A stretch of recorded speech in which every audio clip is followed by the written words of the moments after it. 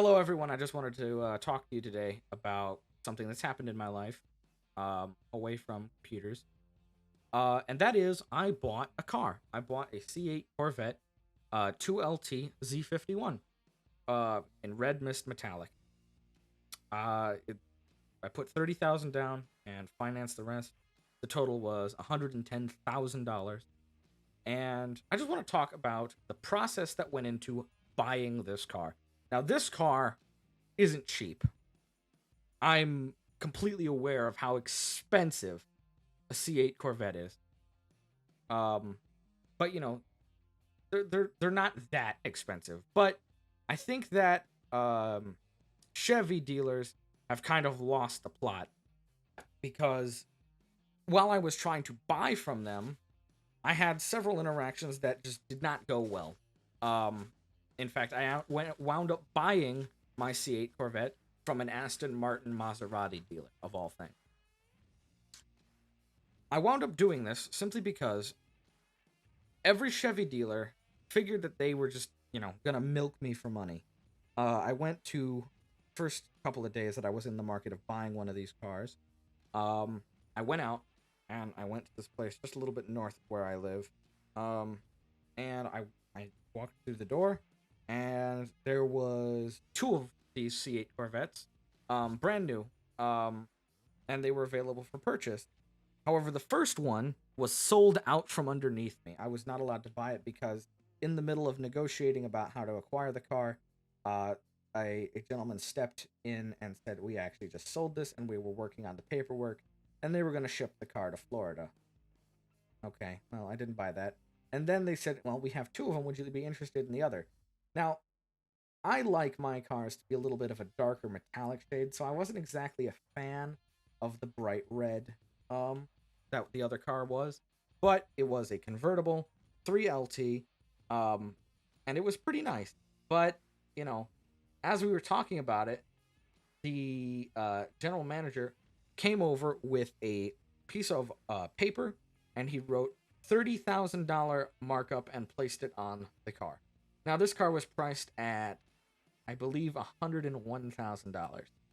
So, $131,000 after tax. We're getting up to 140.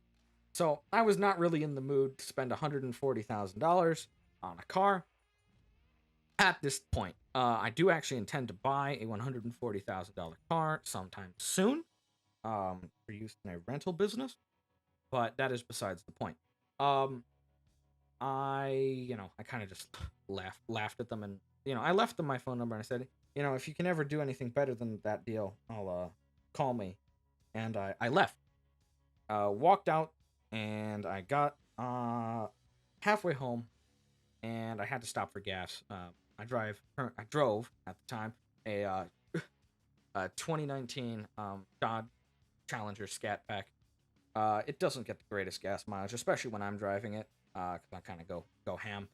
So I pull over to a gas station, fill up the car, and of all things that happens, I see the latest Car Trek came out while I'm there, and that reminds me to go to Auto Tempest. So I went on Auto Tempest, and I went to Corvettes set by the year, and I found one 3 miles away, at an Aston Martin dealership, and I just drove over, pulled in, and there was the car. It was beautiful. It was outside. It was parked next to uh, Ferrari 2005 mid-engine.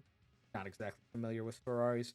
Um, and a Bentley Continental of some degree. Uh, as I got out of the car, the man came up and said, "Hello, are you interested in this car?" I was like, "Yes, I am." Um, we did our negotiations. We did what we did, and I wound up buying the car. Um, and it was superb. 30,000 down, 70,000 finance, 110,000 out the door. Now it's not a 3LT, but it had some 3LT stuff put on it, and that's fine with me. But it's a proper, nice red mist 2022 C8 Corvette, and it's mine. I own it, and I'm very, very happy with it. I said, I put the car out on Turo to help pay for the car, and it made the first 2 monthly payments already. So very popular. Although I am kind of sad that I have to do that. I don't have to, but that I've made money via that, which is splendid. Anyway, just wanted to let you know what I've been doing. I'll have other car stories because I currently am engaged in helping my father with his rental car company. Um, and I'll tell you some more stories about that later. Anyway, thank you. Have a great day.